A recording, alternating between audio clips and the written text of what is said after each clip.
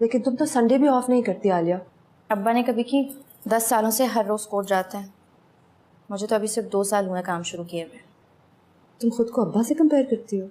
मैं अब्बा से खुद को कैसे कंपेयर कर सकती हूँ? जितनी मेहनत वो करते हैं मैं तो सोच भी नहीं सकती। दुख होता है उन्हें देखकर। रोजाना डॉक्यूमेंट्स की फाइल में अपने खोए हुए ख्वाब ढूंढते हैं। एक मिलता है तो दूसरा खो जाता है। रोजाना एक नई तकलीफ से गुजरते हैं। अगर उन्हें घर छोड़ना पड़ा तो क्या होगा? उनके तो सारे ख्वाब, सारी उम्मीदें इस घर से वाबस्ता है। उनसे बर्दाश्त नहीं होगा। जिसने भी इस घर पे क्लेम कर रखा है ना, उस सबके पैसे वापस करके अब्बा की जान छुड़ा दूँ एक। इसके लिए बहुत पैसे चाहिए होंगे आलिया। तो जमा करूंगी, कुछ भी करूंगी, सारे पैसे वापस करूंगी, लेकिन अब्बा को हारने नहीं दूंगी।